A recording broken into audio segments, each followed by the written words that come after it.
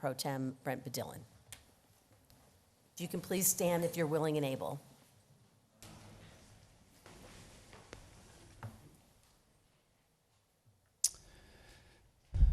Our beloved Father in heaven, humbly we gather this evening, this wonderful evening, and give thee thanks for the bounteous blessings that we enjoy. We're thankful for this time of year that affords us all an added measure of peace and kindness and goodwill towards men. We're thankful for this upcoming year, for a new year.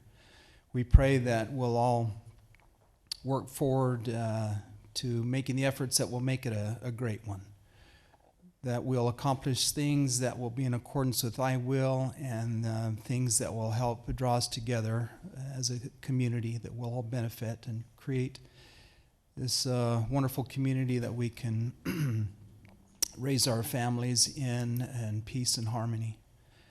Father, we're thankful for this pioneer heritage that we have that makes this community so great. We pray that we'll all put forth our own individual efforts to keep the momentum going, that we'll see some great things happen.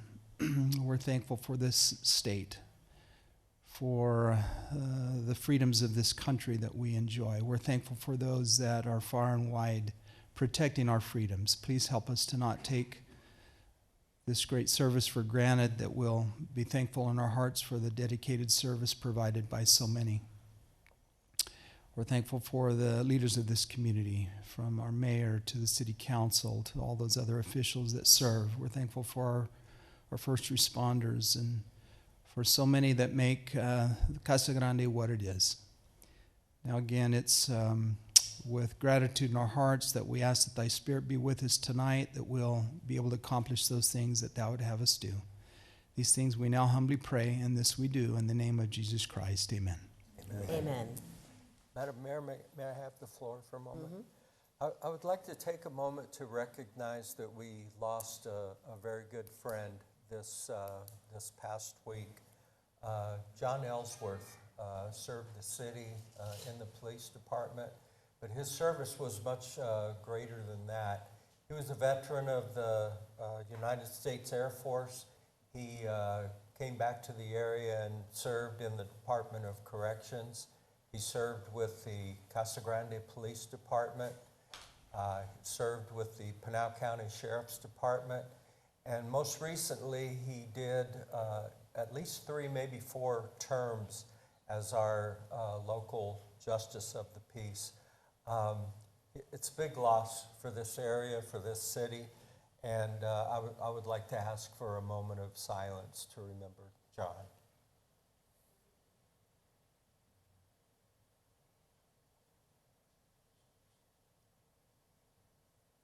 Thank you.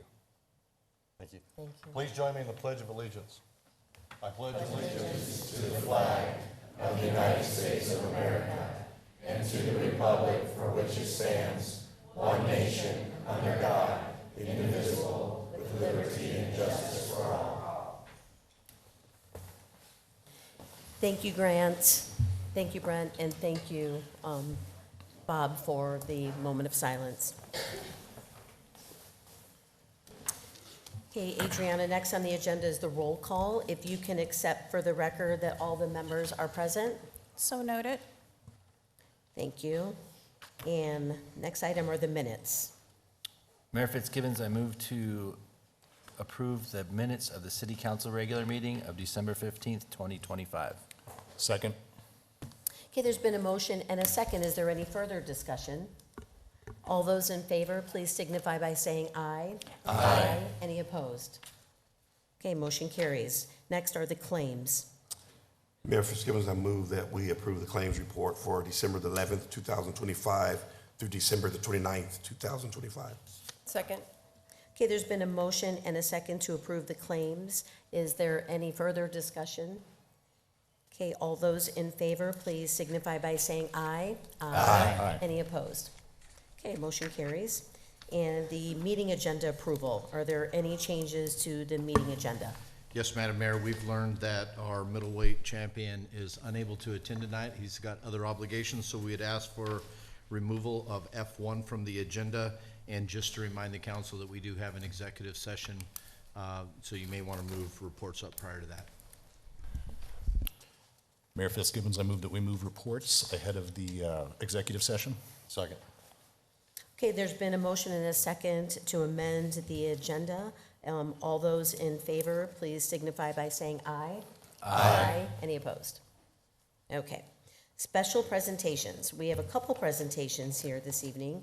The first one, I have a nice little plaque here for Mr. Michael Shortino.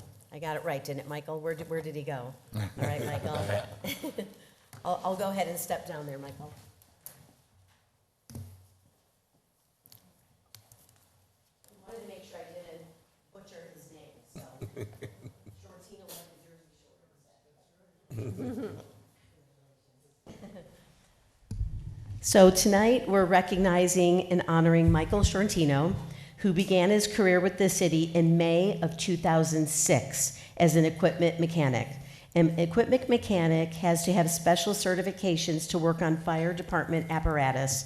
Our apparatus was being maintained up in the valley, and it made sense to take care of it here in our own maintenance shop. Michael stepped up and worked to get his emergency vehicle technician certification in 2009 and was promoted to that classification several years later and eventually earned his Master EV Technician certification. Michael, on behalf of my fellow council members, the city of Casa Grande, and the citizens whom you have served over the past 19 years, congratulations on your retirement and all the best to you and your family. Congratulations.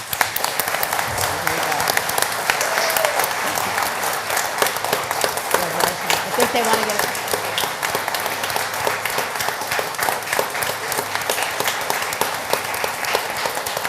And I know we have the chief that would like to also say a few words. And then you can say a few words. We'll let the chief first. My name's Dave Keene. I'm the fire chief here in Casa Grande.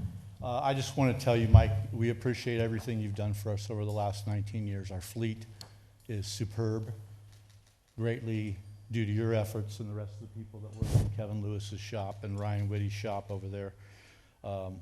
We appreciate the trips you've made back east with us to accept apparatus and all the work you've done. And I just want to tell you congratulations on your retirement and present you with a nice plaque.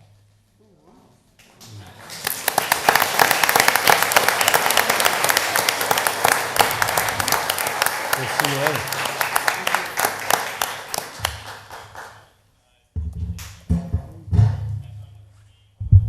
Just a few words.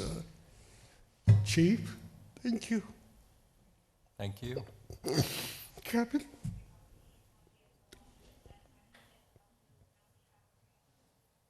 always had my back. Scott Miller took a chance on me. I told him I always have his back. He had mine. Was my best man at my wedding. 20 years, where did it all go? But Kevin Lewis, he started 2 weeks after me. He comes into the shop at the south side. Funny as hell. Here comes this guy walking up the thing, and I'm working on a fire truck outside, and I look up and go, "Who are you?" And you go, "What, are you new or what?" And he goes, "I'm the public works director. Can you say open mouth and insert foot?" Am I doing that thing? Yeah, there's been some ups and downs, but Kevin always had my back. I told him I always have his. He's had my back more than I had his, but that's beside the point. Kevin, I don't think Ryan Woody's here, so one thing with Ryan, he came into the shop. I had to train him to be an EVT. And the funny thing about it is he had a little bit of problem with learning AC. So I'm thinking here, I go, Chief Miller, I couldn't figure out what was going on. You know, I had to think of a way so I can teach him this. And I'm not a teacher, I'm a wrench, you know. get with the program. So Ryan Woody raced cars. I was sitting watching the, was it Daytona or one of those races? And it dawned on me like a light bulb came on. Okay, here we go, Ryan, turn 1. And I explained it, turn 2, turn 3, turn 4. 1 week later, you thought he did air conditioning all his life. Just by doing those simple things, thinking how you can get through to somebody. And Kevin Lewis showed me that, Chief Miller showed me that, and it works. And when everybody works together at it, we can move mountains. So, again, thank you very much. Chief Keen, this is great wherever you're at. There he is, in the back hiding. Thanks, Chief. And that's about it, and thank you.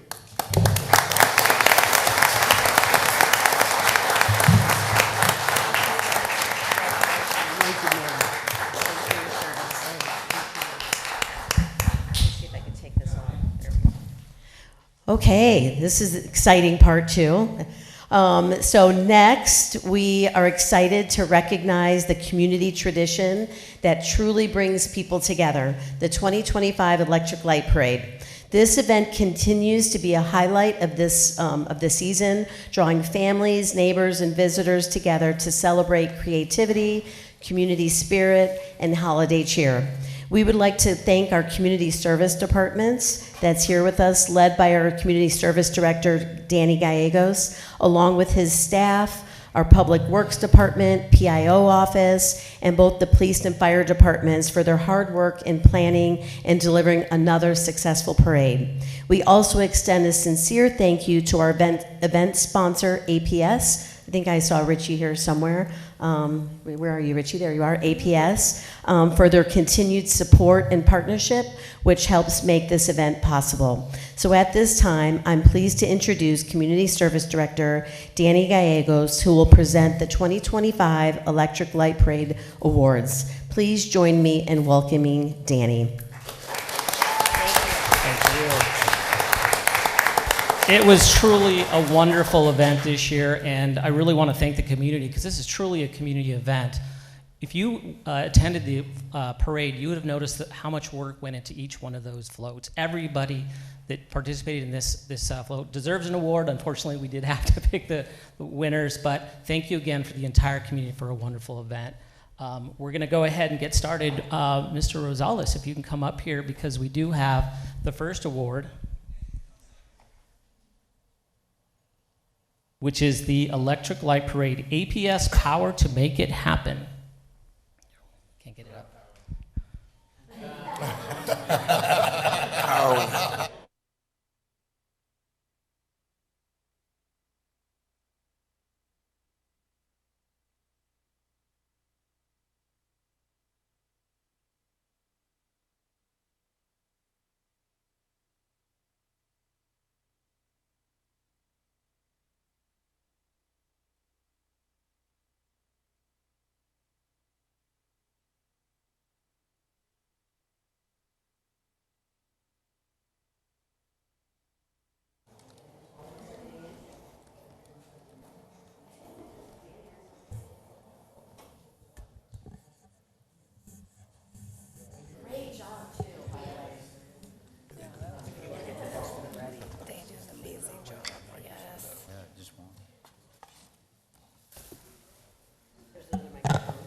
Okay, I think you can.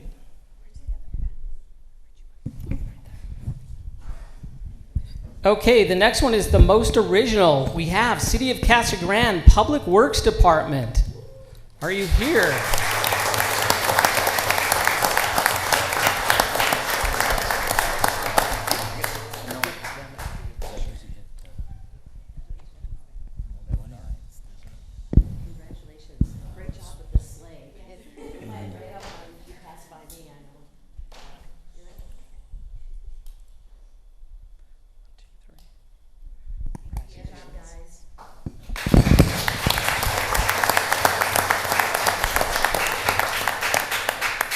Okay, the next award is the most festive, and that would be Hexel. Is Hexel here?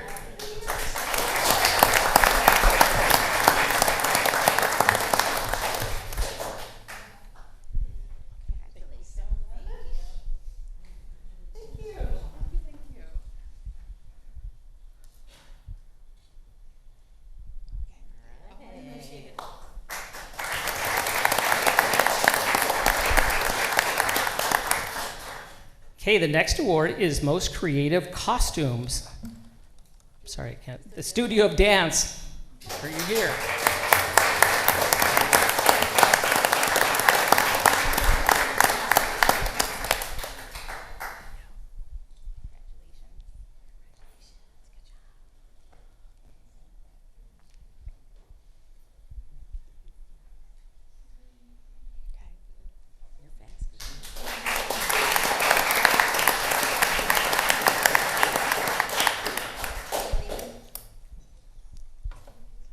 Okay, we have the Gene Lehman Public Safety Award, and that goes to Eloy Fire District.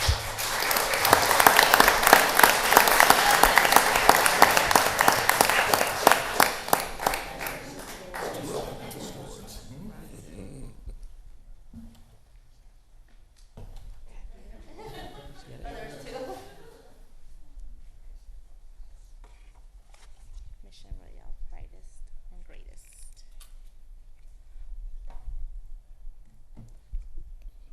Biggest and brightest goes to Mission Royale Adult Community.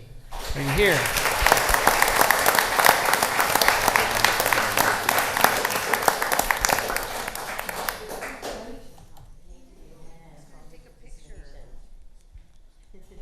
I can take it for you.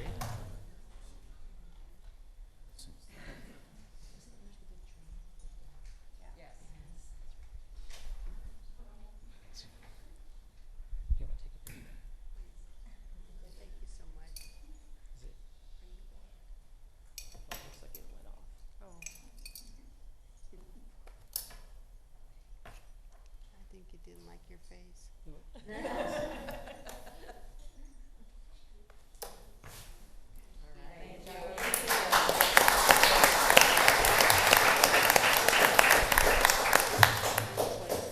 Homeschool, people's choice. And we have now People's Choice. Can we have Homestead Homeschool come up?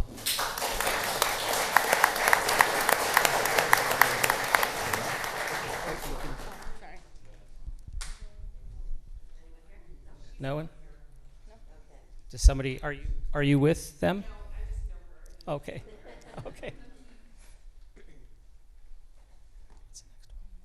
Mayor's Award. Public Oh, Works. would you like to say this, Mayor, since it's the mayor's award? Sure. Public Works. Okay, who is it? Public Works, City of Casa Grande. Oh, okay. And the Mayor's Award goes to the City of Casa Grande Public Works Department.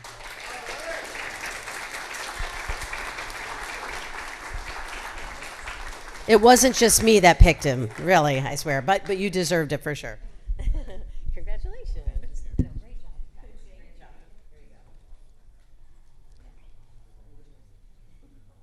One, two, three.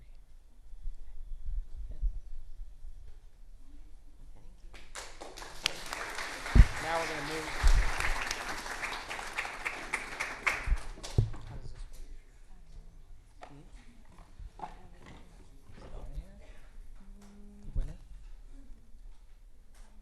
She just put snow. Does she have the winner, though? Oh, they're not listed here. They're on the website. Is that on the presentation? Yeah, it's on the presentation, so that's where it's not here. It's 1 second.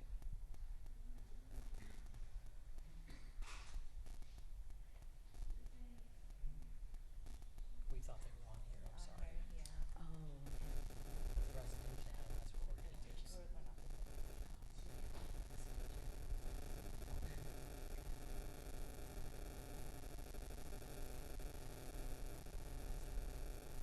What's that? Just a second.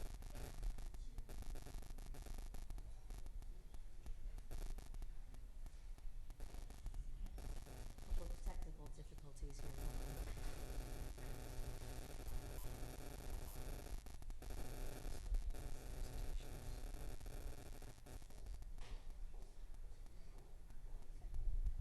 Okay, we have the first winner, Snow Cute, which is 1747 East Birch Street. Do we have that person here?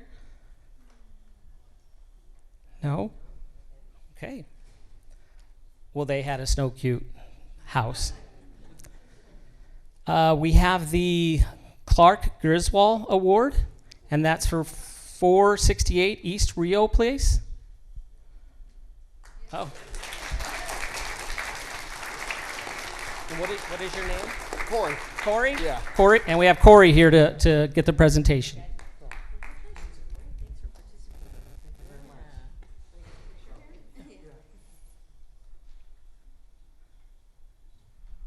Okay. So Corey can display that next year so you all know who the winner is.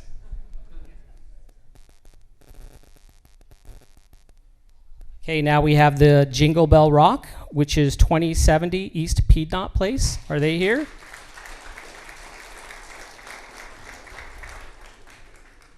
They did not come tonight. Well, again, thank you all for coming out. Congratulations to the winner. Congratulations to the community for a wonderful event. Thank you very much. Some of these other groups that are here, you can tell the first and second, third place winners are here. Do you have a list of them? Because some of them are here. I can see the Wildcats and, do you have that list? Okay, hold on. We're gonna hold on just a second because we see that there's several other groups here that got second and third place, and so we apologize we didn't go through all of those. So we're gonna make sure that we recognize all of those groups to see if they're here. So hold on just a second.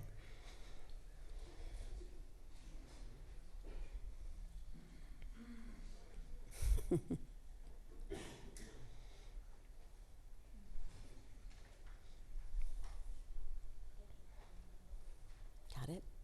Okay. Yeah, why don't you? Okay. Okay, for the most original, we have second place is APS.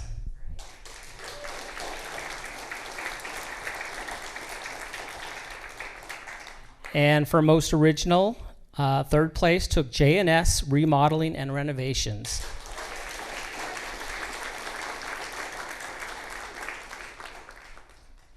And most festive, second place, we had Desert Sky Mustangs Car Club.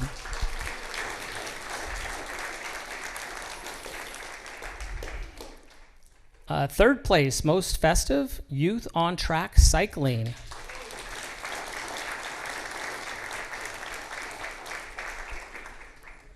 We have most creative costumes, number 2, ASU Preparatory Academy.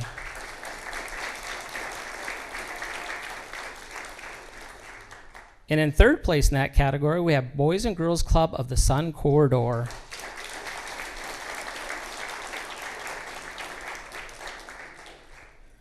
And the Gene Lehman Public Safety Award in second place, we have Arizona City Fire District.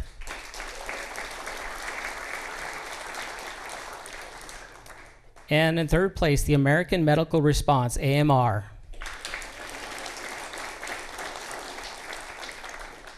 And the last category is biggest and brightest. We have in second place, we have Lucid Motors.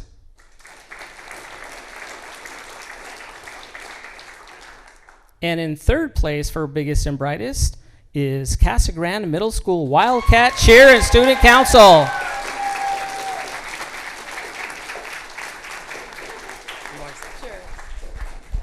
No, and we really do want to thank you. And of course, you know, most of my fellow council members and a lot of the staff were there that evening. And, you know, we do so much in planning this event, but it wouldn't be the same without people like you and, you know, organizations that come out and share your creativity and your talent. And so it just really makes an impact. This event is growing bigger and bigger every year, and it's because of all of you sharing all of your talent. So we appreciate all of you. Your float was great. All the excitement with the Casa Grande, you know, the Wildcats that were up there, the Mustangs. I mean, all the creative floats were just so amazing. So my 2 little grandchildren loved it. They kept them entertained the whole time. A 2-year-old and a 1-year-old. So again, thank you. Happy New Year. Happy holidays. And we hope that you join us again next year. And thank you to the Community Service Department for everything. Thank you.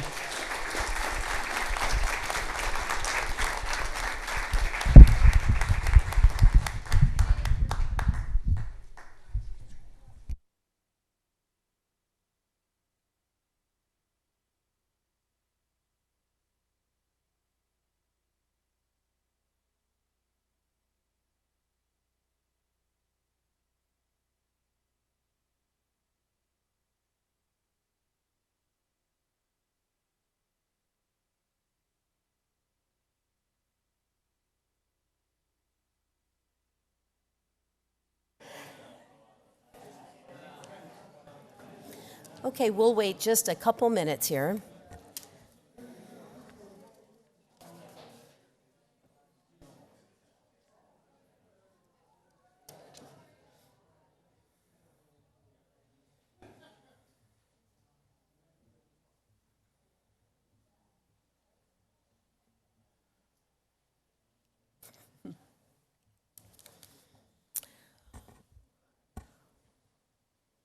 Okay, so thanks again for everyone for coming. The next item is the consent agenda. All items listed with an asterisk are considered routine matters and will be enacted by one motion and one roll call vote of the council.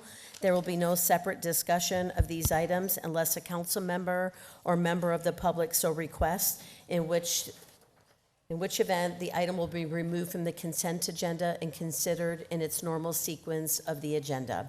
Is there anything anyone would like to remove from the consent agenda? From council, from staff? Okay, so if we can get a motion. Mayor Fitzgibbons, I would move to approve the consent agenda as presented. Second. Okay, there's been a motion and a second. Is there any further discussion? Okay, Adriana, if we can get a roll call vote, please. Councilmember Romo? Yes. Councilmember Dugan? Yes. Councilmember Edwards? Yes. Councilmember Huddleston? Yes. Councilmember Herman? Yes. Mayor Pro Tem Dillon? Yes. Mayor Fitzgibbons? Yes. Motion carries. Thank you. Okay, public comments. We have a few speaker cards here. I'll go ahead and start with the naming the names on the speaker cards. And I know there's a couple of them for item K2, which is on the CG link. If you would like to come up now, or we can wait and you can come up during the discussion of CG link. So I'll go through these cards when we get to your name here. So, yes. No, not now. If this is just public comments, but if you would like to wait until that comes up on the agenda, we can have you speak then, if you're okay, or you can speak now, that's fine too. Sure, let's go, why don't we go ahead and they did. Okay, we can go ahead and have you speak at this time. I'll go ahead and bring up, what is your name, sir? My name is Paul. Okay, Paul, let's go ahead and start. Yep. Okay, Paul, go ahead and we'll start with you.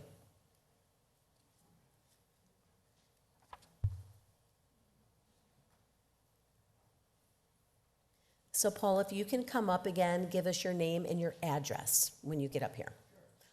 And Larry, I think I have the microphone off. He's going to turn it on for you. I turned it off. Okay, my name is Paul Hay. Last name is spelled H-E-H. My address is 1831 North Westfall Lane here in Casa Grande. I'm here to speak about this Metrolink. I guess Metrolink, now also T-Mobile. I heard today that they merged. I first learned about this when I saw flags being put around my neighborhood. And what got me concerned was flags that looked like they were going to come right across my front yard. My front yard's about the size of 2 postage stamps. Mine's one of the older homes in the neighborhood. The other homes have about a 1 or a half size postage stamp. But at any rate, I got concerned about that. And so I asked the person who was putting out the flags, I go, are they planning to come through here? And he goes, well, yeah, that's the way it looks. And I said, well, how can they do that? He says, well, you have to find out your plot plan. So I called the city, and everybody was very nice, very courteous, right? Was on the phone about a half hour from this person to that person. Let me transfer you, let me transfer you, let me transfer you. Oh, yes, okay. After I explained the problem, got back to the first person. Nobody has a plot plan for the city, for the residents. It doesn't exist. So that concerned me, so I called the county. Same thing. They don't have it. So I called Metrolink. that conversation didn't go very well. Probably some of it was my part because I was kind of angry by that point. But I said, I need a supervisor out here. I said, I need to know what's going on with all of this. So a supervisor did call me. But before I get to that, I did some investigation into Metrolink, all right? I first Googled it, and they said the internet service is good, but the construction is not. They do damage to people's property. They kill vegetation, which in our neighborhood, Cottonwood Ranch, you have to have 5 plants in your little half a postage stamp front yard or you get fined. So who's going to replace those plants? All right. They also damage other property, sewer pipes and driveways, sinkholes. So I did some investigation on my own, and I started talking to workers, all kinds of workers. I'd see them, I'd stop them. Hey, talk to the guys that are doing the job, right? And I told them I'll never give up your name or where you work, because I know I don't want you to get fired, And they all told me the same thing. All right? Driveway damage, sinkholes, sewer pipes broken, of which, by the way, I have a picture of one of the sewer pipes where the cable goes right through the sewer pipe. All right? Irrigation systems broken. I've since found out from the supervisor that came out that it's the homeowner's duty to locate the irrigation systems. Who knows that? None of the homeowners know that, because I've been talking all over the whole neighborhood, and everybody's upset, believe me, very upset. And even if they did know it, do any of you, maybe some of you do, but I don't think most of you would know how to go out and stake where your irrigation system is, all right? So who's going to be responsible for that, all right? As I said, plants being killed, landscaping, people have found mounds in their front yard, also sinkholes, all right? Paint on the landscape, because when they're marking for the cable and everything, they're painting here and there and everything, all right? I know that paint's going to come off eventually, but people are upset that it's on there because they have pride in their property, all right? I've also been told that the company's cutting corners, all right? And they don't clean up after themselves. They're very, very messy workers.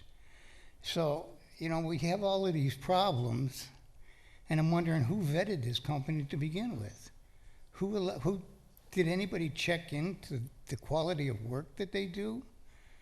And my other question is, who's going to take care of us after they're gone for 2 years and things start showing up? Because most people on the council know you could hit a sewer pipe and not have any symptoms for maybe a year or two, all right?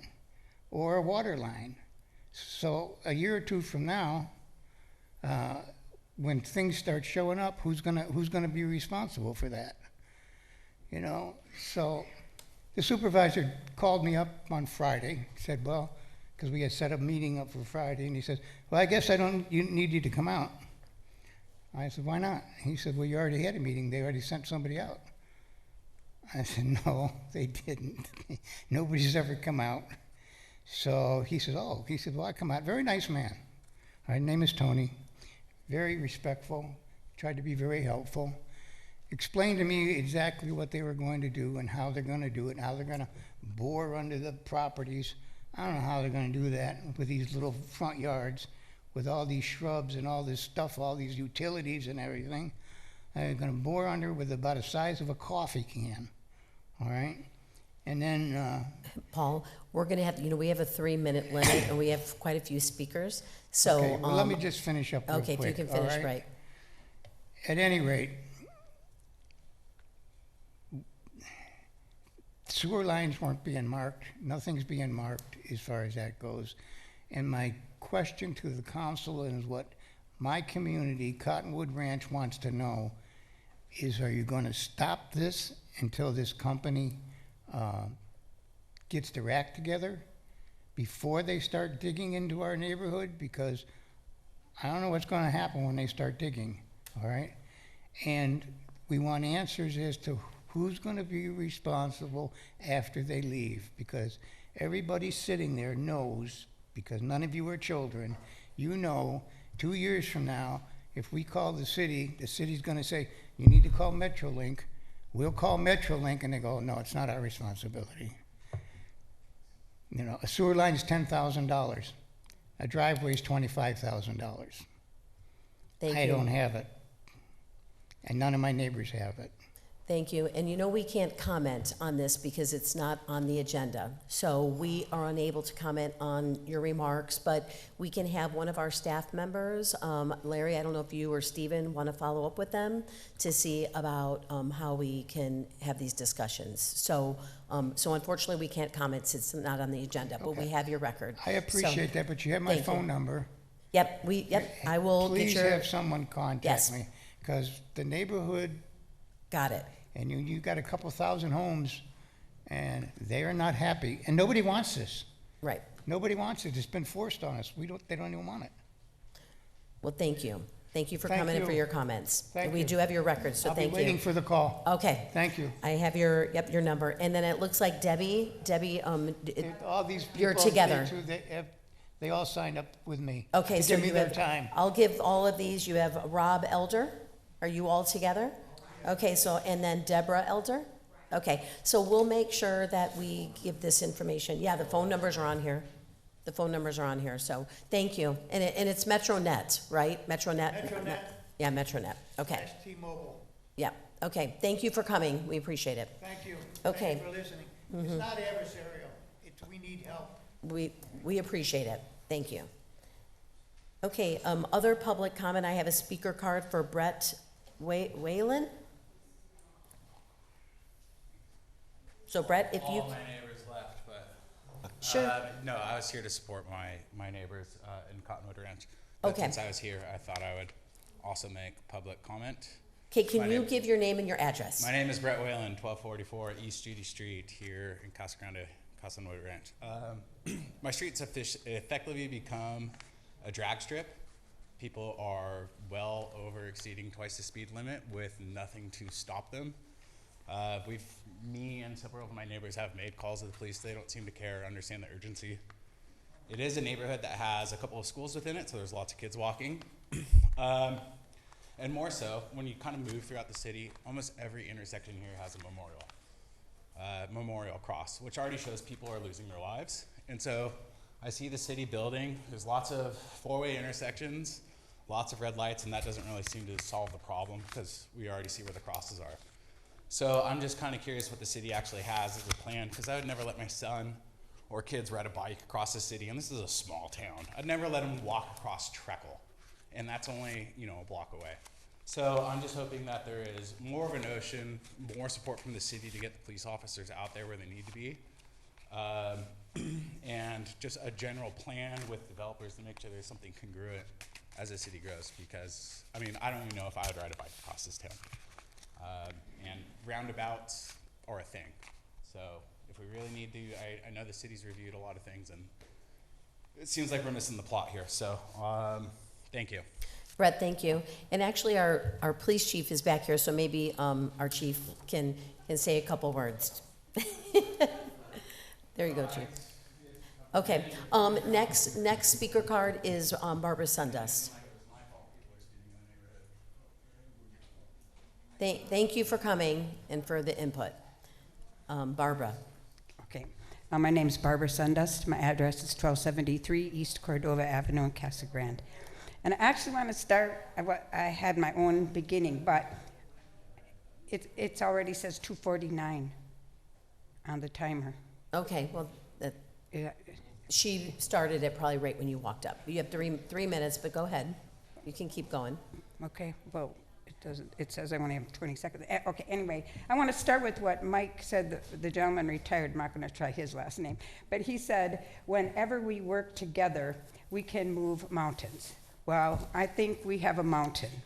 And I know that I've come every time that there's a city council meeting, and I'm probably going to keep doing that if God willing, to say the sort of the same thing. But this is a new year, and so there's new hope, I hope. And I'm addressing not just the city council, but everybody that's here in the audience and people who are watching, that exactly what Mike said, if we work together as a community, not just as a community, to try and find a solution to the homeless situation. When we had Laundry Love last week we had Laundry Love, and there are some homeless people who are able to get to Laundry Love. I don't know where they're staying, but they're able to get there. And I know that some of them, they have to hide at night to sleep someplace, and then they have to walk around during the day because they can't be caught anywhere. So I just really think that as a community, and again, I'll bring up the elderly women. Can you imagine being my age and, well, maybe a little younger than me, like 60 or something. I'm more than 60. Anyway, and sleeping in your car, that's how you have to sleep, sitting up or however you do it. And some of these women actually, they work as much as they can. They can only work so much. They get some unemployment or some health benefits, so they can only work as much as they can, and then they're stuck and they can't afford any place and they're living in their cars. So I'm just saying that maybe as a community, we could somehow do something to make donations. Somebody in the community offer a shelter, somebody in the community make donations so that we could get some kind of a tent community for people. One of the ladies that I talked to at Laundry Love, and she's just an ordinary lady. She's not a drug addict. She's not an alcoholic. She's an ordinary lady. If she lived in Go ahead. Okay. If she lived in a campground area, she would help take care of it. She would take care of her things. She would take care of the yard. They would do things to help their situation. So that I'm kind of rambling because I started off wrong. But anyway, I'm just saying that if we as a community, if businesses got together and donated a building that's empty and fixed it up so people could stay there, so that I'm not just addressing you, I'm addressing anybody who can hear me, that if there is some way, if we could donate money, if people could donate money so that we could get a shelter. And we need a shelter that's, like I know some people right now who are in either the Cite or the Blue Moon, they're there for a month, and then unless they can come up with something, they're stuck. They're in the same situation they were before, where they have no place to go. So I'm sort of begging the city of Casa Grande to come up with some kind of a plan, or just make donations, do something so that we could come up with a shelter for women, especially women, but men too, that they could stay in until they were able to get an apartment. It's hard to find apartments that you can afford now. So anyway, I know I'm making the same plea over and over again, but Thank you, Barbara. Anyway, I'm just begging that maybe the community could do something, not Thank just you. you guys. Thank you, Barbara. Okay, and the last speaker card I have is Tyler Stein.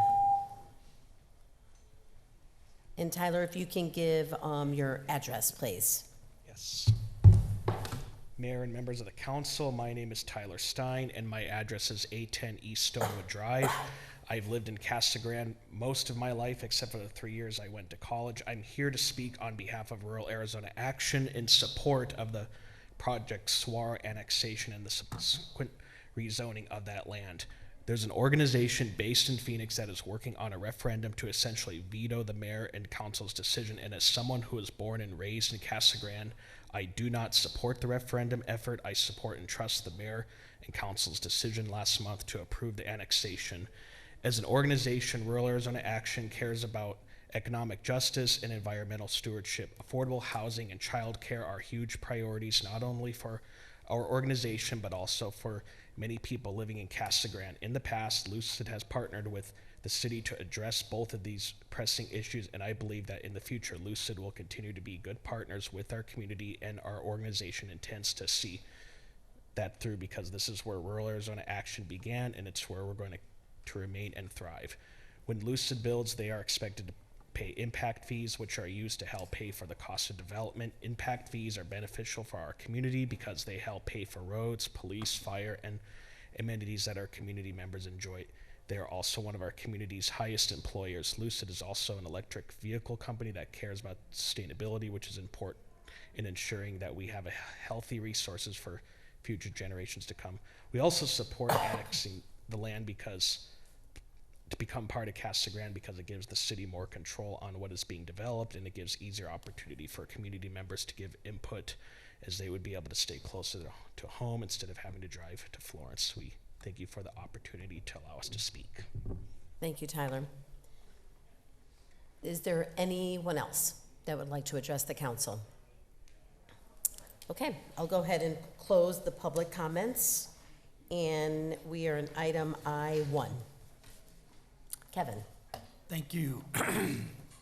Staff recommends that the mayor and city council authorize the city manager to execute an agreement with Freightliner of Arizona. They're doing business as Velocity Truck Centers in an amount not to exceed $854,882. And this is for the purchase of 2 new automated side load trash trucks for our city's sanitation operation. The units that are being replaced, Unit 5104 and 5106, are both 2013 Freightliner automated side load trash trucks, and we've pushed them way past the planned 7-year lifespan. So we've got every bit of use out of those vehicles that we can, but we're now starting to run into issues finding parts for these units. They're just we're just having a hard time keeping them running. So we had originally looked at continuing to use these side load trash bodies on new chassis. That was our original project. However, when we were going through putting this project together, getting the cost, we were unable to come up with a vendor that could help us make that switch to the new chassis, and the price benefit just wasn't there for us to support that. So we did change the project to purchasing 2 new trucks and chassis. So we originally budgeted $750,000. We have $750,000 available, but we had to use $104,882 of savings from another project, and that was our water carrier out at the landfill, to offset the additional costs based on what our project scope was changed from. So with that, I'd be happy to answer any questions. Any questions, comments? Yeah, I have a question. What's being done with the old trucks? Is there any value left to them? Are they going to be sold? Are they going to be sold for parts or? Yeah, typically we're able to trade those in, but if we're not trading those in, then we will dispose of them at auction. So what's the plan with these? Are they going to be traded in, or? I don't exactly remember or recall what we're doing with these. Okay. That was my only question. Okay. Sure. Kevin, in the recently that there's a company that does business here in town that makes these bodies, and I think we've used them before. Are we able to use them again, or is this a different type of truck? We are purchasing different vehicles this time. Okay. Any other questions, comments? Why Freightliner this time? We've used Freightliner in the past. You know, a perfect example is the vehicles that we're replacing were also Freightliners. Freightliner is the chassis or the truck body that we're using. Right. The automated side loads are ones that we've used in the past and have performed very well, and it was the best prices that we were able to get at this time. They were good prices. Okay. Yep. Okay. No other questions. So if we can get a resolution number, please. Resolution number 5875, a resolution of the Council of the City of Casa Grande, Arizona, accepting a proposal from Freightliner of Arizona LLC for the purchase of automated side-load trash trucks, authorizing expenditure of the city fund, the public funds, authorizing execution of a contract with or purchase order to Freightliner of Arizona LLC, and authorizing the transfer of budget authority.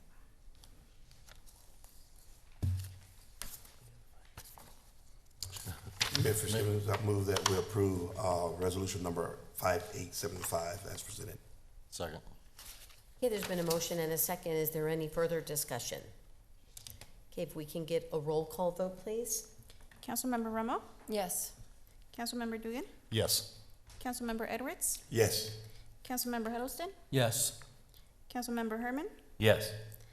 Mayor Pro Tem Dillon? Yes. Mayor Fitzgibbons? Yes. Motion carries. Thank you. Okay, item I2, Kevin. Thank you. Staff recommends that the mayor and city council approve a bridging agreement with Allison Mills Contracting LLC to provide construction services for the intersection improvements at Pinal Avenue and Rodeo Road in an amount not to exceed $579,420.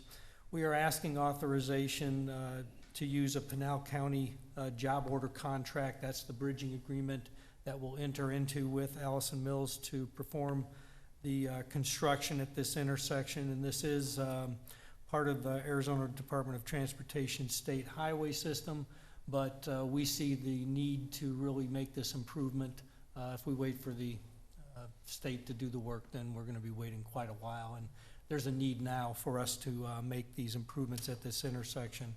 They'll be extending the length of the turn lanes off of Pinal onto Rodeo in both north and southbound directions, as well as looking at dedicated left turn signals at the east and westbound movements. Of course, we've got the subdivision to the west and the fire department there with their new preemption equipment to manage that signal. All these improvements will help that traffic and safety in that area. With that, I'd be happy to answer any questions. Questions? Oh, sure. When do we think this would start? As quickly as we can get it going. I don't have the timeline in front of me. It's something that we can provide in Larry's monthly update. We give the project update list, and that should have that detail in it now. Okay. So I'll make sure we're able to highlight that in next week's report, if that would work for council. Yeah, that'll work. I just want to make sure we have a start date and kind of an expected duration on that. That's all I have. Sure, Bob. Kevin, is there any mechanism to at least apply for some kind of reimbursement from the state?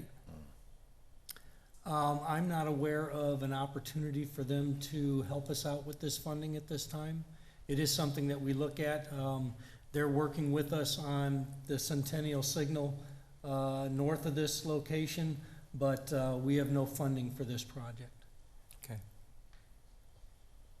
Sure. I can say it's much needed, especially, I mean, obviously during the heavy traffic times. And one other thing is, I don't know if you'll be working on the traffic signal, you are, because there's left turns, but certain times of the year when the sun's at a certain level, it doesn't give you a left turn arrow, specifically around 7 a.m. in the morning. When you're heading westbound, making a left turn south onto Pinal, so. Just noticed that in the past. We can have that, that is a ADOT signal. That's their equipment, but we can definitely work with them and bring that issue to their attention. Thank you. Or you could just go to work at a normal time. Gotta go to the gym first, Brett. No, thank you. And yes, please definitely let us know. I know this is one of the projects that we decided to implement, expedite due to traffic concerns, even though, like you said, it is ADOT road, but this is something we know that needs to be done, so we're going to do that. And I know, Larry, there's something on Pinal improvements on the ADOT, one of the projects, right, that we have the waiting to hear from ADOT for all of Pinal, but I don't know when that's gonna happen. Madam Mayor, we have not received any update on Right. that particular project. Okay, so, yes, so thank you. Looking forward to that. There's gonna be several other of these projects coming up hopefully in the near future. So, if any other discussion? Yeah, I know, a lot of them. No other discussion, if we can get a resolution number?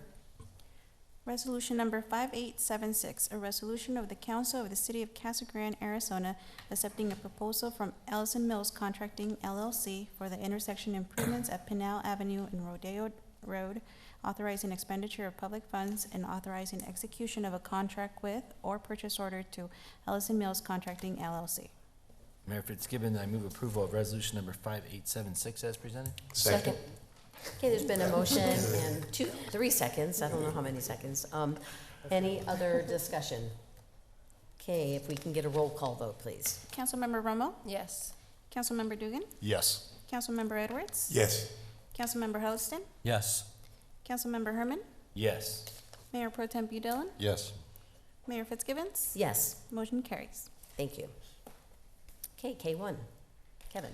And then finally, my last item for this evening are actually 2 items, 2 resolutions. Staff is recommending that the mayor and city council pass a debt authorization resolution for the Greater Arizona Development Authority, or GATA, and the Water Infrastructure Finance Authority of Arizona, or WIFA, for the wastewater project financing application.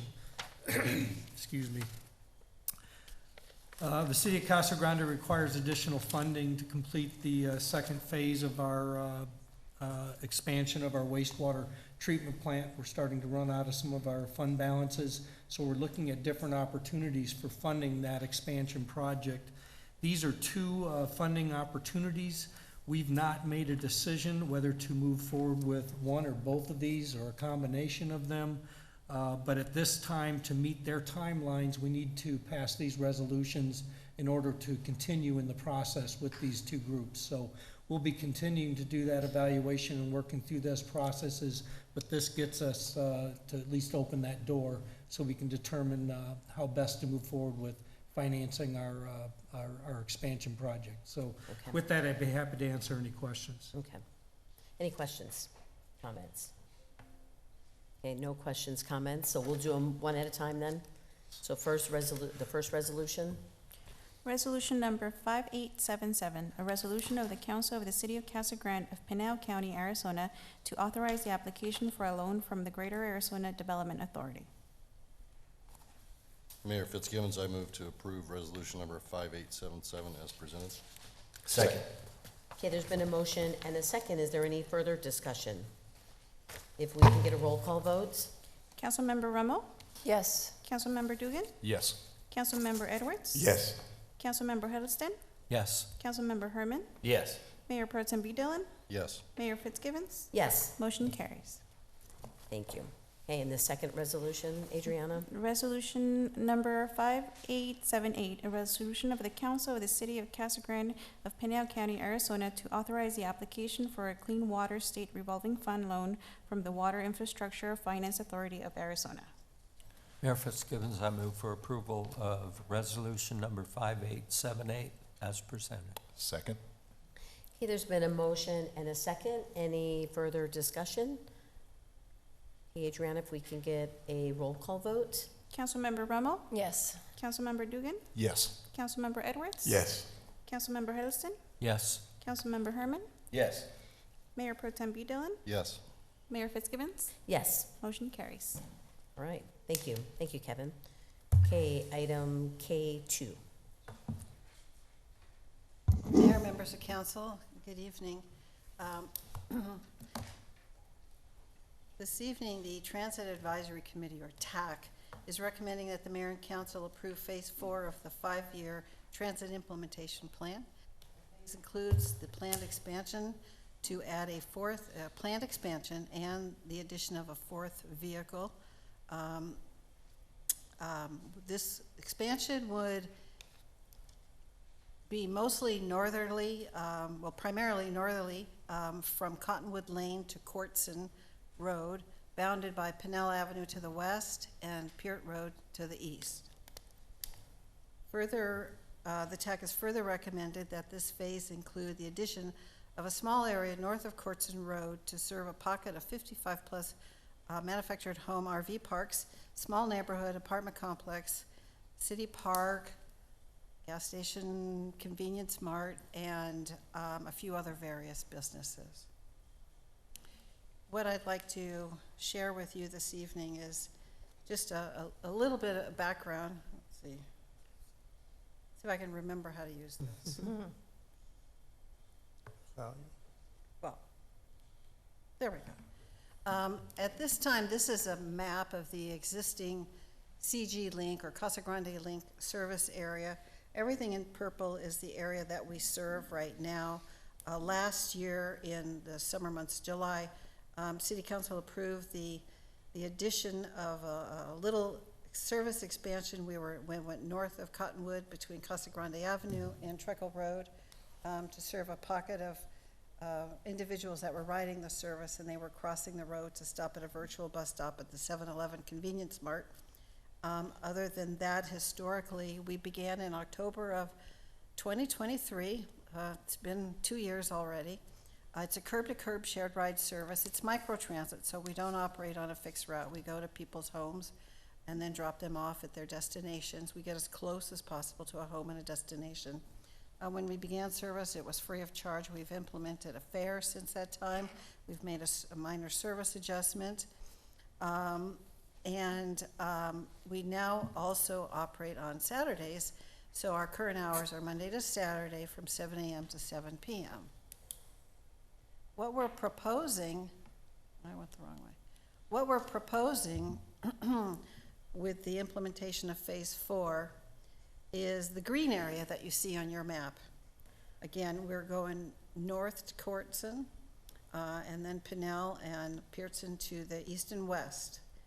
The purple area, of course, is where we're already operating. We're already serving the recreation center at North Peart, and also there's a complex, it's a professional village at the corner of Peart and Courtson.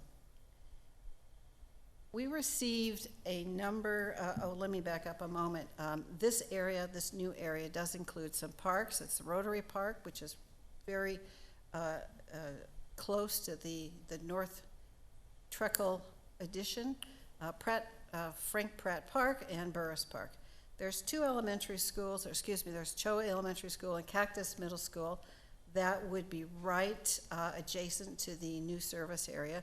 We don't actually go onto school property, but we can serve adjacent areas for students or parents or employees of those facilities.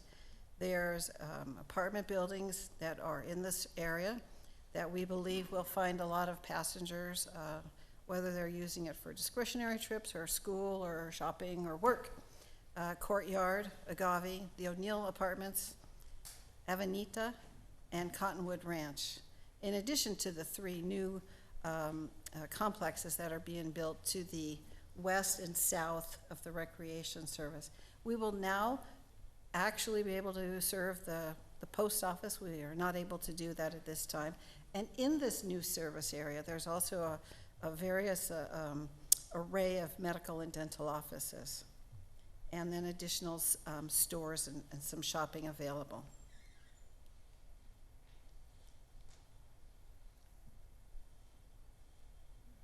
What I wanted to share with you today is some ridership information since we began. Through the end of December, we've provided over 76,657 one-way trips. This year, July through December, we've provided, we look at these in the fiscal year, in this depiction. Well, you can see the breakdown here. 17,787 so far in this fiscal year, 35,493 the previous year, and the first year we operated was a partial year at 23,377. So you can see the progression. We're on target. We're estimating that we'll hit in the end of this fiscal year, about 37,000 one-way trips. I also wanted to share some metrics. I took a look at the numbers in a calendar year to just give us a different perspective. So from January through December 31st of this last year, 2025, we provided over 36,000 trips, one-way trips. And the average rating for those strips, 5 being the best, was a 4.86, which we think is very good. Our our pickup on-time performance is extremely high at 99%. Our drop-off, it doesn't look as good, but 94.4% is really not shabby. And a lot of that has to do with a lot of the construction and delays that there have been around the community, and detours that were, multi-week or multi-month. So it changed things up. And I might also add that whenever there is work being done on the streets, that will impact our service, because our scheduling program is built around Google Maps. And if a contractor or a company or utility doesn't upload that data into Google Maps, then we provide a routing that's done in real time, and it'll be wrong, and the driver has to make some corrective actions behind the wheel. As you can see, we have a direct ride. So if, on average, if you were a solo passenger, it was about a 6.6 minute trip, very, very convenient. If it was a shared ride, it would be about 12.5 minutes. And nearly 55% of the time, it's a shared ride service. So that's our peak hours of the day. I wanted to back up a minute and let you know that anytime we make a service change, whether it's planned or not, we do have to hold a public hearing. And we held 2 public hearings back in May, one at the Dorothy Chandler Senior Center and one at City Hall. Following that, there's a 30-day public comment period. We received 37 comments, and I wish, although we'd still be devouring that information at this time. So we advertised how individuals, whether they be residents or business or anybody, and we went through the whole litany of resources that we have available to us, and of course English and Spanish. What I would like to mention is that of those 37 comments, most of them were mostly to expand within the city of Casa Grande. We had a couple of people that liked to see us go to Eloy in Arizona City. Someone wanted to have us go up Jimmy Kerr and Airlie up as far as the I-10 freeway, and then travel into Phoenix and Gilbert. So, and then our friends at Lucid made a request to expand service in that direction as well. So after all this data was gathered after the 30-day period, staff took a look at all that. We looked at some possibilities. And then we brought it to TAC, and they reviewed and had an opportunity to really seriously look at, what could be done other than what was planned to do. What else could we do? And the bottom line is, to expand further than what was planned, it really degrades the system. And I know that just sounds trite, but when you have more area to serve with the same amount of time and hours, you can't cover it as well. And that's why the folks that did the planning of that 5-year transit plan before I was on board, they had the wherewithal and the knowledge to know that this is what you can do, and do it well and realistically. So we wouldn't have excessive late pickups and drop-offs. We wouldn't have a reduction in the number of available trips. We wouldn't see excessive ride times. That's when you're on the vehicle and traveling to another point or your destination. And we didn't want to affect the reliability and quality of the service. So what the TAC did, and they looked at all of this in earnest. They liked to stick with the plan that was originally laid out for us as phase 4 in that 5-year transit plan, with the caveat of adding that little section, again, let me go back, north of Courtson. And what that does is, and I have received requests to serve this area. Let me look real quick, because I forget names. The Casa Verde Estates and Rancho Val Vista communities. So knowing that, and the fact that there's 2 other similar parks in that region, and the apartment complex and some of the other businesses, what TAC decided to do is what you see provided here, or submitted here. Let me move on.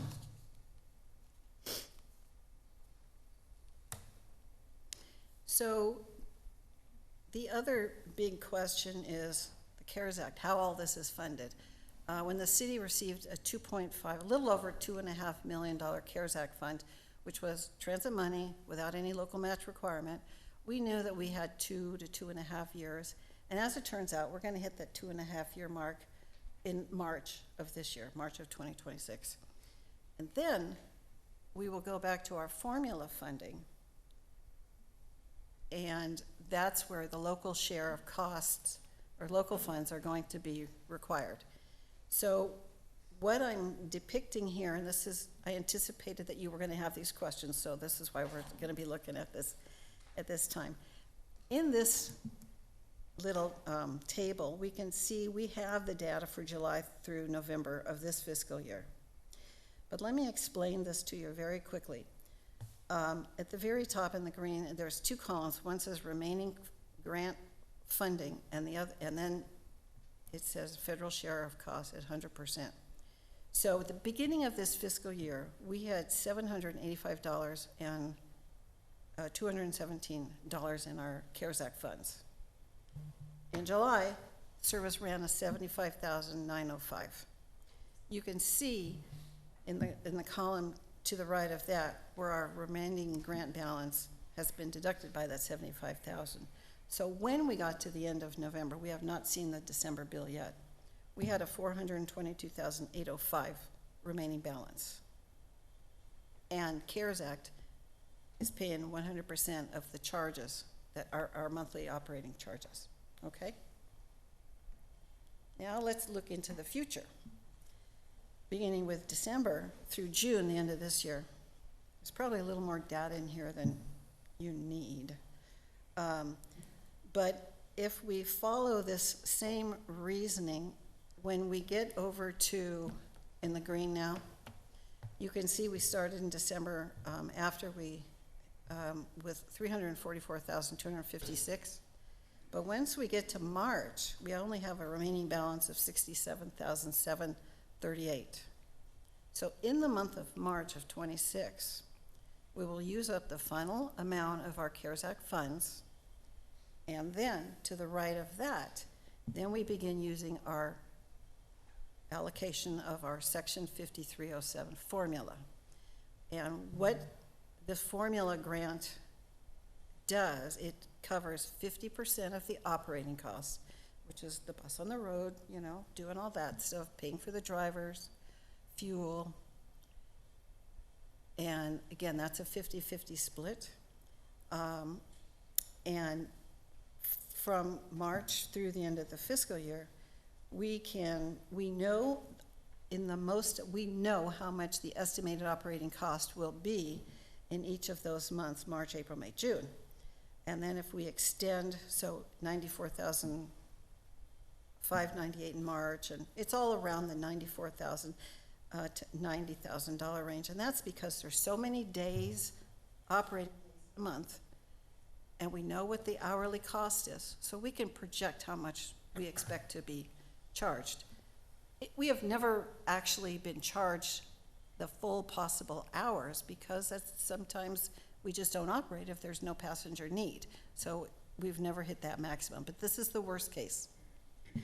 If you look again to the right, in the green area, you can see that with regard to our operational costs, it will run $153,509.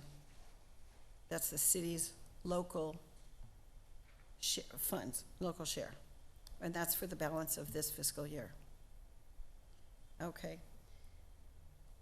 In next fiscal year, and we're working on the budget now, but based on these numbers, and again, we know what hours and days and what to expect in the next fiscal year, beginning in July, that it'll run, our operational costs will run about $47,000 a month. And another thing that I wanted to mention is the VSHR, the 1, 2, 3, 4, the fifth column, that's the vehicle service hourly rate. Once we go from 3 vehicles to 4, the fourth, the hourly rate drops from $83.92 to $75.80. So I just wanted to explain what you're looking at on this page.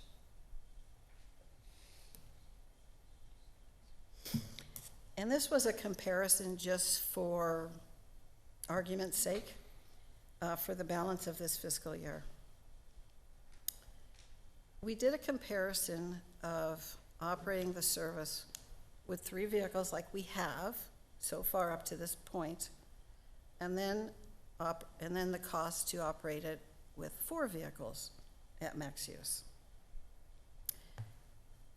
So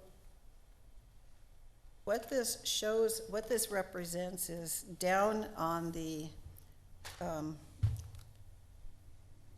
not sure how I want to direct this for you to look at, but if we were to operate 3 vehicles and not make any changes, the cost would be $500,040 and $780 to operate 3 vehicles, or $651,274 to operate 4 vehicles. The bottom line is, this would be an additional $110,000. Again, that boils down to $55,000 in addition, the local cost that we would be paying out of pocket. So this was a comparison of 3 to 4 vehicles. And just as an option. Oh.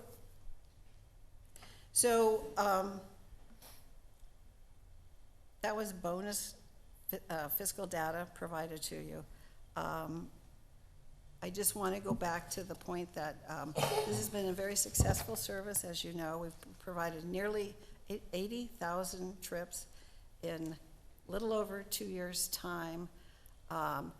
We are probably providing, we probably have about, I would say 20, probably about 40 to 60% of our riders are regular riders, and then the balance are occasional. And each month we still do have new riders that haven't ridden with us before. So we're still growing and expanding in that area. With that, I wondered if you have any questions? Thank you, Deb. Okay, any questions, comments? Sure, Bob. Does the cost of going from 3 vehicles to 4 vehicles, does that include hiring an additional driver? Yes, the cost of the drivers' salaries, their training, is included in the vehicle service hour rate. Okay. And actually, we have a 3-year contract with our contractor, RTW out of Salt Lake City.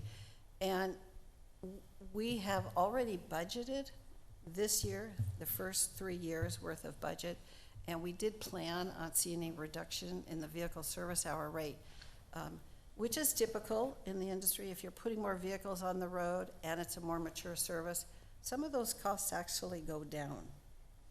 So that rate, yes, the drivers are included in that rate. Okay. In the addition of the drivers. Thank you. Yes, Go ahead, Ian. thank you. Thank you. I just wanted to say, first of all, we do appreciate all the work that you all have done behind the scenes, and especially with adding this piece. I knew from the beginning that this was gonna, people north side is gonna be like, we need this transit, right? And you're including now the post office. Yes. With this one. Yes. And from the area where I live at, I have a lot of them are asking for transit service. And so, and with us moving this way, this is gonna be great for our city. I love the vehicles. The vehicles are very nice, you know, and just appreciate all that you're all doing and the service that you provide for the citizens of Casa Grande. And I just knew we were gonna be going north. I knew it. Yep. And so, Yep. and we're gonna be planning for some other things too down the road probably as well. We have 2 more phases to go, remember? Right, yeah. Question? Sure. I just want to say thanks to our Transit Advisory Committee too, done a lot of work, and I know Mike's here, he started from the get-go on him. So thank you. And, but what was our projected ridership, do you remember, when we first started? Because I think it was pretty low comparatively. It really was. I think I remember telling y'all that I would be very happy if we hit 20,000 in our first year. and we far exceeded that. We haven't, we're finding kind of a common or level area, a sweet spot of our ridership and what people are doing. I didn't provide a heat map, but I can at some point in the future. But there's a lot of commonality. There's a lot of people doing the same thing. And, you know, I have to advocate for the service and just say, you know, how are these trips being provided before? You know, how are people getting to jobs or to training or to do the things they need to do, medical appointments? They're adding to the city sales tax. You know, I mean, there's some positives that come with this. Thanks. That's good. Questions, comments? Just a quick question. How long is the lifespan of those vehicles? Oh, that's a good question. We have 5 vehicles, and they're all different. So it's based on the vehicle type. And our larger vehicles have a 14-year life. Well, it's 14 years or X amount of miles. The smaller vehicles are 2 minivans. They're going to have a shorter lifespan of 7 years or X amount of miles, which is about 160,000 miles versus 250,000 miles. Okay. We have a vehicle that's already exceeded its useful life, but you know what? It's actually still useful, and we're using it. So we do not, we don't have a common type of vehicle like some services, just everything's the same. So ours is going to be all over the place. Right. And those vehicles are provided by the contractor. They purchased a new vehicle for this expansion, and that did not, again, that was built into the cost that they're charging us. Okay. Perfect, thank you. No, thank you, Deb, and thank you for the update. Again, it's exciting to see where we've come with this. Of course, Mike, you know, I was on that committee with you years and years ago, so it is exciting to see. No surprise that the ridership is growing and the expansion is necessary. But, you know, I know when we talked about expanding, data was really important on, you know, where we were going to expand, when we were going to expand, and to make sure it was successful. But all your planning and executing against everything, it has brought us to the success of the program. So that data is important, you know, as we evaluate all this, and it looks like those numbers definitely justify the expansion. So in the end, you said it's going to go to the 4th vehicle. It's about $55,000 annually. Is that for next year, or is that for this year, the remaining? In the next fiscal year. In the next fiscal For the year. balance of this year, we're looking at about $153,000 in local funds.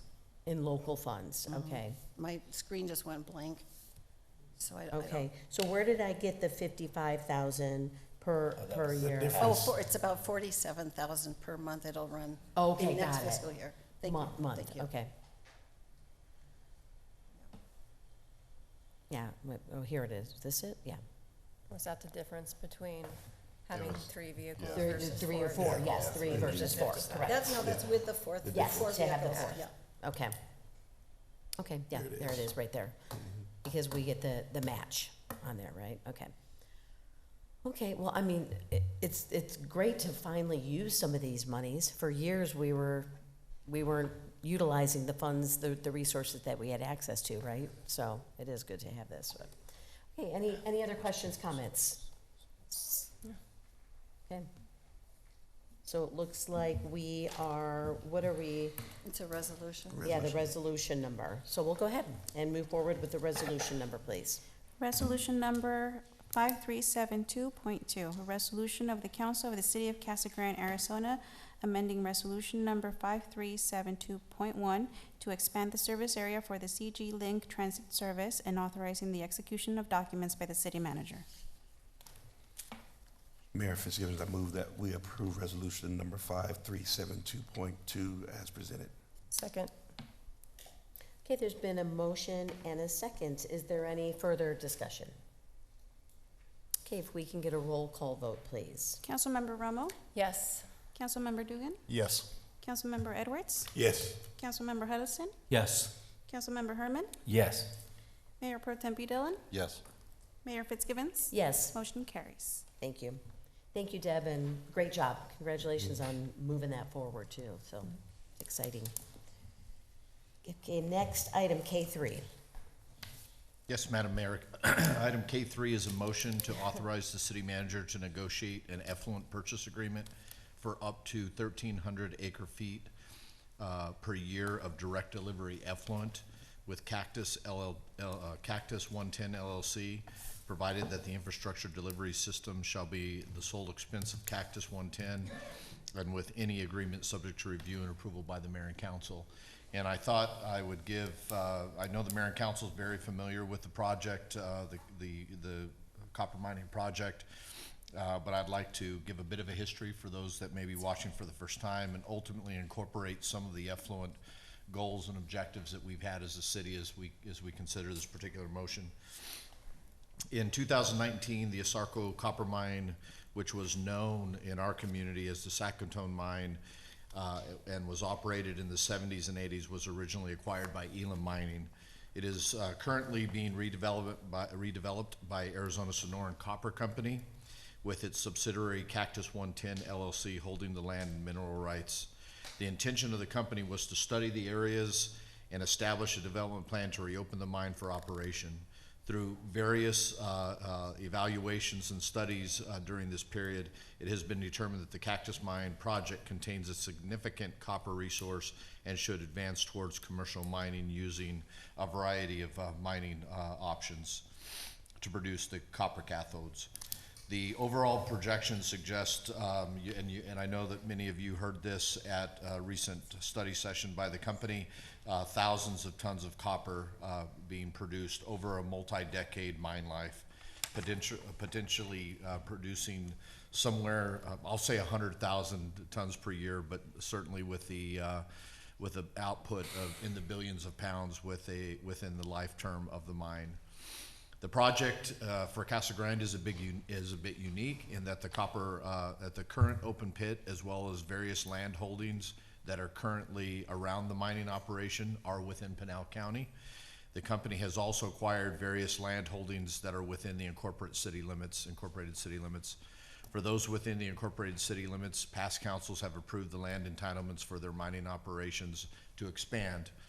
An economic impact analysis has been conducted by the company, which has determined that their project would generate hundreds of direct jobs during operations and indirect jobs through local economic activity. The overall impact projected billions of dollars in local and state activity during the life of the mine. I know we've heard it's equivalent to a Super Bowl every couple of years or every year in our state and our community. The company has also conducted several surveys within the community in Pinal County. The polling and community engagement initiatives suggest strong support from the constituents for reopening and operating the mine. The company presented to the mayor and council in a study session format, providing an overview and timeline of the project a few months ago. At that time, the company suggested that they anticipate finalizing their feasibility studies in 2026. This would lead to advancing the project for financing and construction phase within a 24-month period, with the first production of copper to commence somewhere in the 2029 timeframe. The company has acquired the appropriate permits to pump groundwater for the project. However, the company seeks to demonstrate responsible water stewardship to the community of Casa Grande, and as such has made a request from the city to acquire treated effluent for use in their mining operation and dust control. With the goal of preserving groundwater within the community and decreasing the volume of discharge to the north branches of Santa Cruz Wash once the appropriate delivery infrastructure is constructed to the site by Cactus Mine. They have also indicated a willingness to construct and maintain the delivery infrastructure over the course of the term of the proposed agreement, of any proposed agreement. The company has taken the necessary steps to conduct testing of our treated effluent and have found that the treated effluent to be well suited for their copper mining operations. They have also conducted initial engineering on the delivery line and have found effluent gravity flow could be utilized from our discharge point at our water reclamation facility to their site of location. I know we've been talking about this, Madam Mayor and members of the council, for several meetings, but certainly over the course of the last several years. The city's goal is to allocate effluent to recharge to recharge, earning long-term storage credits, as well as direct use by customers who have acquired the resource. As of 2024, the water reclamation facility processed approximately 6,300 acre feet, with deliveries to our managed recharge facility located on the Santa Cruz Wash, and of approximately 4,300 acre feet of effluent, which essentially generated approximately 2,000 acre feet of long-term storage credits each year. I know we talked about that at the study session about that variance, and ultimately we're anticipating that ADWR will be providing us the most updated long-term storage credits accounts. But ultimately, what we find is that we have a variance between what we deliver to our managed recharge facility to what is actually generated. Part of that is actually created by upstream disturbances, stormwater runoff, various irrigation districts running through the wash. We do not generate credits at that point in time. In fact, as of 2024, we calculated that unearned amount of effluent to be roughly 1,350 acre feet of effluent that we essentially ran down the wash but had no credit either through recharge or reuse. The Mayor and Council is aware of the fact that we currently distribute direct use 540 acre feet to the Dave White Golf Course and roughly 1,200 acre feet per year to the Desert Basin for use in their industrial efforts, processing efforts. Staff believes that entering into an effluent purchase agreement with Cactus 110 would allow the city to ensure beneficial reuse of the effluent, reduce the mine's reliance on groundwater, and still give the city flexibility with the remaining effluent resources. And again, I know that we're still in a bit of study phase of that, but essentially, at least from our chair, the goal is that we maximize the recharge into long-term storage credits, and we direct deliver the effluent so that we essentially are not losing any type of credit or any type of value for those particular, for that particular treated effluent. Accordingly, staff recommends that the Mayor and Council adopt the motion, which will provide Cactus 110 with evidence of the city's intent to negotiate an agreement in good faith and allow them to proceed with their feasibility reports as part of the opening the mine. That is a very key element to the company. I know they articulated it during their presentations along the way. They've been very, very patient. They actually made the initial request to acquire effluent early upon their arrival. As the Mayor and Council is aware, we were actually processing a application for a designation of assured water supply. We were told and felt as if that any changes to any type of modeling would have an impact on that application, and so they've waited patiently, but are in need to finalize their feasibility reports. As such, the motion is made and recommended as suggested to give them a bit of comfort in knowing that we are still looking to best maximize our effluent and to actually limit the pumping of groundwater out of our aquifers. And so, with that, Madam Mayor, I'll stand for any questions. Thank you, Larry. Any questions, comments? No. I'll go. Sure, But go ahead. I want to thank Larry and Stephen and the team, and then the Cactus Mine team. It's been a long road and a lot of work, but appreciate everybody sticking in there. And it's interesting how it works out, right? We've been doing all this studying about water, and we have this water going down the wash we're getting no credit for, and we'll be able to put it to use, which will also leave more water in the ground, which, as we learned earlier, is very important at this juncture in our community. So it seems like a pretty good deal for everyone, and I know there's a lot of economic investment on the mine's part for infrastructure and costs and everything to be better stewards of the environment. So I think it's going to work out pretty well, and I'm glad that we finally got to this point. So thanks for your work on it, Larry, too. I know Larry lost sleep at least one night.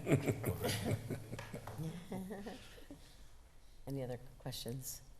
No, and thank you. And Cactus Mine, we appreciate your guys' partnership and dealing with the city of Casa Grande. As you can see, is a pretty complex issue. I think the study session was great, earlier when we talked about, conservation and, with water, and you can see this is one of the strategies is using effluent. And so we've been trying to move forward on this effluent policy, and it looks like we'll hope to have something in March moving forward. But hopefully this just reassures that our commitment, it's just, we're really just kind of waiting for the ADOS and getting, Arizona Department of Water Resources getting back with us, is why we've kind of, slowed down on this process. But so with that, I guess, Larry, so we just need to make a motion for Yes. this, and then what will be the next steps Thank you, after Mayor. this? I was actually going to mention that obviously any type of agreement is subject to the review and approval by the mayor and council. Okay. And we ultimately will finalize an agreement for review. Obviously, I understand the desire on the part of the community and the elected body to ensure that we are, that the various provisions of the development agreement protect the city from the use of effluent. So we'll be looking at that very seriously. But ultimately, the next step would be, once that agreement is finalized, it would be coming back before the mayor and council. It'll come back before us. Okay. So we just need a motion then? Yes, to motion. approve. Mayor Fitzgibbons, I move to approve the agreement with Cactus 110 LLC for the proposed use of effluent water. Madam Mayor? Yes, I think Yeah, I it's, think the agreement's not done, so we don't want to Right. make a motion to approve the agreement. Approve the I think action. the motion would be to authorize the city manager to negotiate the agreement. That's what I, Thank you. Mayor Fitzgibbons, I move to authorize the city manager to negotiate an effluent purchase agreement with Cactus 110. Second. okay. All those in favor, please signify by saying aye. Aye. Any opposed? Okay, thank you. Thank you, Mayor. Thanks again. Okay, what are we on next? Okay, L1. Hi, Good evening, Dan. Madam Mayor, members of the council. We are entering election year, so this is just in time. I will be presenting to you tonight the proposed text amendment to the city sign code, specifically section 6043A, which regulates political and campaign signs. The purpose of this amendment is to bring our local sign regulations into alignment with the Arizona Revised Statutes to clarify the timeframes when political signs can be displayed before and after elections. Currently, our sign code allows political signs to be placed no earlier than 60 days prior to the election and requires them to be removed within 10 days after the election. The proposed language updates these timeframes to reflect the state statute. Under the amendment, political signs could be displayed up to 71 days before the election and must be removed within 15 days after. In addition, there is a new provision for candidates who advance from the primary election to the general election. Their signs could remain in place through that period and must be removed within 15 days after the general election. To summarize the changes, the pre-election period increases from 60 to 71 days, and the post-election removal window extends from 10 days to 15 days. Staff has received no public comments concerning this proposed amendment. This item was heard by the Planning and Zoning Commission and was unanimously recommended to the City Council for approval. And with that, I'm happy to answer any questions you have. Well, love the signs. I think I'm going to use that now. Okay, no, thank you. Appreciate it. Any questions, comments? No, I'm glad obviously we needed to do this, but the only thing I mentioned to Larry earlier, Adriana, was to make sure that those people that pulled packets, that you might have the old information in, to make sure that we're sharing that with any candidate that we've given the old dates. Yeah. Yeah, we'll send it updated once it's cured. Right, okay. Okay, so it is a public hearing, right? So I need to open it up for a public hearing. Is there anyone that would like to come up and speak on this? Okay, I'll go ahead and close the public hearing, and if we can get a resolution number, please. Resolution number 5879, a resolution of the mayor and the council of the city of Casa Grande, Arizona, declaring as a public record that certain document entitled the February 2026 Amendment to the Sign Code of the city of Casa Grande. Mayor Fitzgibbons, I move to approve resolution number 5879 as presented. Second? Okay, there's been a motion and a second. Is there any further discussion? Okay, if we can get a roll call vote, please. Councilmember Ramo? Yes. Councilmember Dugan? Yes. Councilmember Edwards? Yes. Councilmember Huddleston, Yes. Councilmember Herman, Yes. Mayor Pro Tem Dillon, Yes.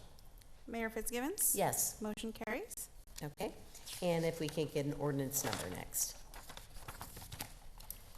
Ordinance number 3493, an ordinance of the City of Casa Grande, Arizona, amending section 604-3A of the City Code of the City of Casa Grande concerning political and campaign signs, adopting the February 2026 amendment to the City Code of the City of Casa Grande by reference, preserving the rights and duties that have already matured and proceeding that have already begun thereunder, establishing the severability of the various sections of the ordinance and establishing an effective date. Mayor Fitzgibbons, I move that we approve ordinance number 3493 as presented. Second. Okay, there's been a motion and a second. Is there any further discussion? Okay, if we can get a roll call vote, please. Councilmember Romo, Yes. Councilmember Dugan, Yes. Councilmember Edwards, Yes. Councilmember Huddleston, Yes. Councilmember Herman, Yes. Mayor Pro Tem Dillon, Yes. Mayor Fitzgibbons. Yes. Motion carries. Thank you. Okay, before we go into executive session, I think we have reports. So if we can go ahead and start with Rebecca. I want to say first, Happy New Year to everybody. And then I also wanted to mention the Unity March on January 15th that Cactus Middle School, CGMS, Valago, Cottonwood, Palo Verde, and Coyle will be participating in. It is a simulation activity similar to Dr. King's March on Washington. And it was also something that was recognized in 2011 for promoting cultural diversity by the Arizona Parks and Rec Association. So we'll all start at Lancola, we'll walk down to Parrot Park, we'll have a little rally, and then Anthony Edwards will be there speaking. And it's something that we've been doing for quite some time. It's something that the kids enjoy, and we also learn a lot about the history and why we're doing that, and so it's a really important thing for our students, for our community. And then in addition to that, we are doing a sock drive at Cottonwood, Palo Verde, the district office, and Cactus to support the MLK Day of Service. What time is the Unity March? Does it start? We start at 12:30, and then we walk. The rally starts at 1. Okay. Thank you. Okay, Anthony. Also, MLK Day, we'll have our annual day of service on the 19th. And we're asking that, if the council, if anybody's free that day, come out and join us. We will be giving away food to the homeless as well as feeding all of our workers. This is our 4th year in doing that. We're looking forward to it. We will have a choir singing. I'll be singing too. And also, we'll be, of course, serving the food to all of our workers. The serving of the food that will be given away will start at 9 a.m. And then the service itself will go about 30 minutes, and that starts at 10. And so about 10:35, then we'll be sending all of our workers out. They'll be cleaning up in the area, different areas throughout CG. And then they'll be coming back and we'll feed them. And then we'll call it a day, but that will be our day of service. And I just want to say that our youth come out in big support of this. Our youth commission will be there. All the high school football teams will be there. Rotary, a lot of youth, about 400 will be there. And so just wanted to make mention of that on the 19th of January. Also, I wanted to make mention, I know Councilman Huddleston already mentioned about Judge Ellsworth, a good friend of mine as well. We also lost Alan Church, principal here at Casa Grande Union High. I think he was also at junior high too, as well. And so his funeral will be this coming Saturday at the Presbyterian Church, and I believe that starts at 11 a.m. But we wanted to make mention of that as well, as we praying for the Ellsworth family and the Church family. Thank you. Okay, Matt. Thank you. Also, on January 17th is the Downtown Street Fair annual car show, vendor booths, shows, bands, music, all kinds of stuff. So go down there all day on Saturday and then continue on to Sunday. But the car show is on Saturday, and that's a huge one. So see everybody there. Be beautiful weather. The Youth Commission is planning their trip to Washington D.C. So they're looking for donations for that, and Aidenary is helping. And we appreciate it. And there is a meeting on Thursday at 4 for anyone interested in helping them out at the rec center. So if you need more information, contact myself and I can help you get that, what you need. Another neat thing about Casa Grande is when we had the state championship football team a few years ago, one member, Grant Johnson, was on there. I went to high school with his mom, actually. And he walked onto Alabama team and was in the Rose Bowl last week. So we got another good sports story from Casa Grande of local people. So that was pretty neat. And also, I want to thank Danny, Kevin, Steven, helping to work with Holly from Main Street and the Tourism Board about a mountain biking event hopefully coming to the city in March now. Yeah. So it'd be pretty neat to have a youth mountain biking competition here. So it takes a, we talked earlier, together we can move mountains, and literally we're kind of going to move part of the mountain so we can have this thing. So thanks. So it'll be a lot of fun, and as we get it solidified, we'll let everybody know about it. So. Good, thank you. Thanks. Brett? No updates. Okay. No report. Okay. Thank you. No reports. Good, hopefully you had a great holiday. That's Yeah. why you had a relaxing holiday. No, and Happy New Year to everyone. And I just really wanted to, I think I brought it up the last meeting, just thank everyone in the community for all the, everything that people do for our community. It's amazing to see all the outreach and what people give to those community members. And I did go to the Blue Santa event with Casa Grande Police Department, and just amazed what the police department does. Just your team of volunteers, Chief. I mean, it was just, I think they served 700 students, with gifts. And I'm not talking one gift. They received, maybe 5 or 6 or so gifts for each kid. And it was so organized, a well-oiled machine on what they do, having these families come in, and you had your Santa there, Blue Santa. But just thank you to your team and the team of volunteers for everything they do on top of everyone else in the community. And just thank you to the city staff. It was a great year last year, so much going on. And so thank you for just being open and, just all of us working together to make sure that we serve the community. Looking forward to 2026. We know we have a lot of challenges moving forward, but, hopefully moving together and working with the community, we can continue to, move forward in our growing, strong community. So thank you. The MLK, committee, both of them, thank you to your group. It's important to celebrate, we celebrate this day. And so it's important for our community to see why we celebrate. So I'm just, truly grateful to both of your groups for what you're doing to make sure that we as a community are celebrating Martin Luther King. So I look forward, I'll be there at both of the events. So look forward to that. On this Friday, Pennell Partnership has, for any of the council and anyone else that want to attend, the Pennell County mayors are going to be there kind of presenting on our cities, what we've achieved, what we're doing moving forward. So if anyone would like to attend that early breakfast at 7:30, that's this Friday, just let Larry know. And as the legislative session is getting closer to starting, I know one of our goals and objectives is to make sure that we're on top of, what's happening there. We met with Senator or Representative Martinez and Lopez, and next week I think it is, we're going to be meeting with Senator Shope again to discuss, some issues on, what's going to happen in the legislature and what we're looking for. So we'll be meeting with them. Thank you to Rob. Rob is kind of been coordinating some of the activities with our legislators for this new session coming up. So look forward to that. And so if there's anything you guys want to talk about, I know we've talked about some of the issues when it comes to transportation, local control, housing, things like that is what we'll continue to talk about with our legislature. But let me know if there's anything else. And lastly is the Chamber Award dinner is January 23rd, and wanted to congratulate Matt Herman will be recognized for Community Service Award. Very well deserved, so congratulations, Matt, on that. So if anyone would like to attend, that dinner is January 23rd.